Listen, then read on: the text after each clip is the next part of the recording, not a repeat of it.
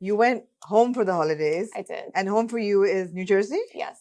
So I'm a Jersey girl. You're a Jersey Yeah. girl. So tell me how this works. Mm-hmm. That do you live there and work here? Do you keep coming and going? Do you have a base here? How have you been managing for the last few years? So home is a little bit of everywhere, honestly, and I feel really blessed for that. So I'm a Jersey girl. I was born and raised there, and Karachi is my home as well. I have family, I have relatives here. Yeah. Lahore has become my home now because there's so much work there. Right. I'm constantly over there, so I found a little base for myself over there as well. So it's all three places that have come together, and I'm constantly like juggling between Jersey and New York and Lahore and Karachi, and it's really nice. Jet setting. Jet setting, yeah. That's a good life, I feel. Yeah. Yeah. So a lot of people ask this question: how do you get into the fashion industry? Because you weren't here, you weren't born here, you didn't go to school here. So I'm assuming that you didn't know the fashion industry when you came. So what was that point of entry for you? I think this is such a common question, honestly. It is. I never thought this would be something that I would do full time, honestly. I came here for my cousin's wedding, and I was modeling, but very locally in Jersey and New York. And I remember my mom asked me, she was like, "Do you want to model here?" And I was like, "Yeah, why not? You know, I mean, I love doing this, and why not explore it a little bit?" I didn't really think much of it. And someone who knew someone who knew someone, you know, like referred me, and I did a campaign. And I really enjoyed my experience. I had fun. I made a little pocket money as well. And being a college student at the time, I was like, this is a cool gig. Yeah. So I would come here like during my uni vacations, during summertime, sometimes winter breaks as well, and be with my relatives, have a change of scenery, and model as well. Model as well. Yeah. So unlike outside of Pakistan, where there are talent management agencies and talent hunters, it doesn't work that way in Pakistan to a large extent. Yeah. It's usually you find that one person who will give you the introduction to the fashion industry. So is there somebody who would say that they discovered you? There's a lot of people I feel like want to say they discovered me and do try to say it. I really believe it took a journey for me to enter and make my mark in this industry. Yeah. I don't give one person entirely that stamp, you know, because I feel like there were multiple people who played a factor in that. Yeah. Any resistance when you came? And what year was this? Do you remember your first shoot? Yes, yeah. My first shoot. So it was right after my first year of uni. 2016. 2016. Yeah. So 2016 se leke 2019 tak, I was part-time, very much like on and off because I was studying. Right. So I would go back and then I would disappear and people would be like, who is she? Where is she? Yeah. I would come back and then start modeling again, and it was very on and off like that. Yeah. So Nimra, what would you say is important to actually find your way into the fashion industry? What's important? What advice would you give people? To find your way into the fashion industry, first and foremost, I believe you do need to find yourself before you do that. Know yourself, embrace yourself. I don't think there's a single way. I don't think there's a certain specific person or way that will help you get your entry into it.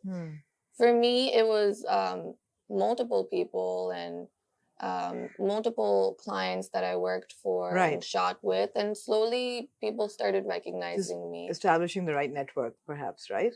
That is important, yes. What does it take to survive in the fashion industry? Because it's a tough place, right? It's not that easy. And the schedules are all over the place. The travel is really tough. Professionalism is up and down all the time. We hear of models not getting paid. We hear of really rough hours, not being treated well, all of that. Yeah. So how, you said that find yourself, of course, you need to have that confidence. How do you manage? Again, knowing yourself and understanding who you are is a big part of it. Yeah. What I would say is never letting anybody, never allowing someone to make you act out of character. I always try to keep, and I'm a human being as well, I'm not saying I'm perfect. I always try to keep a decorum. I try to be very calm and collected.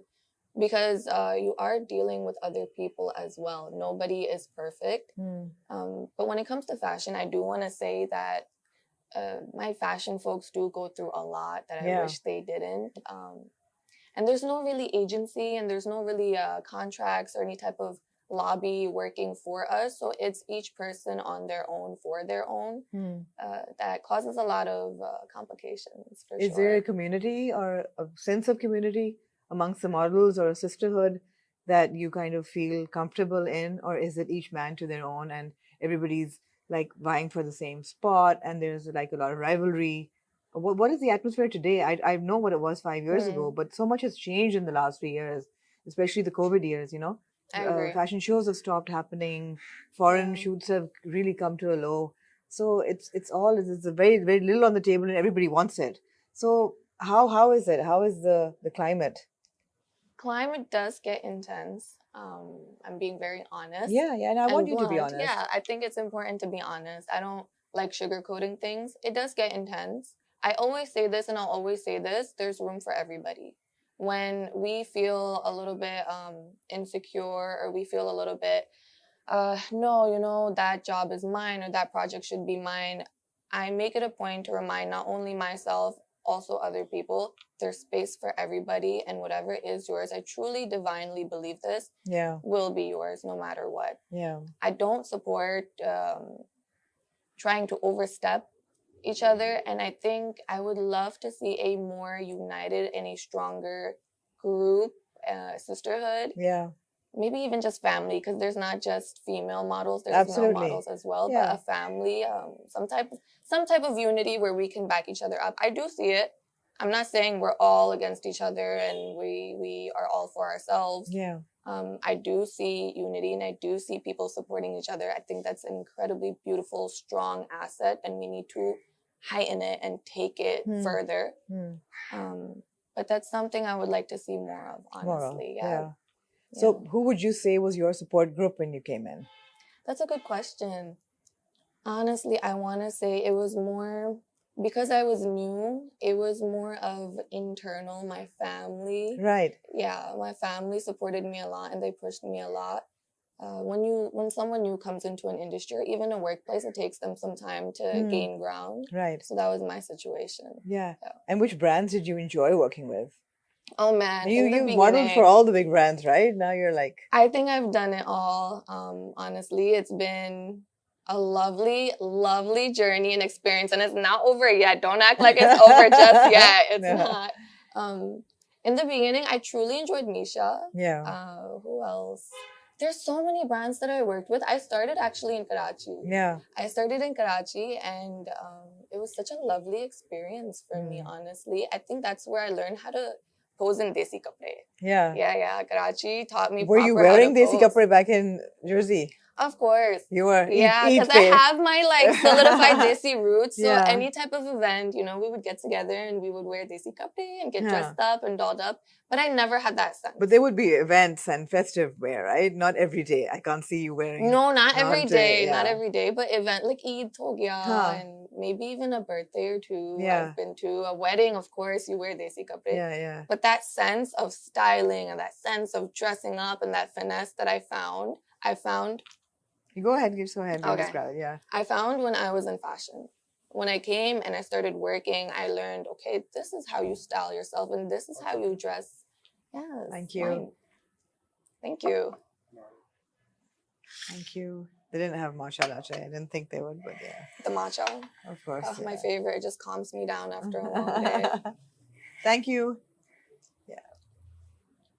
So dressing and styling and thoda bahut makeup bhi seekh liya hai. Before I was very much nonchalant, no makeup, no nothing, and even now I'm like that as well.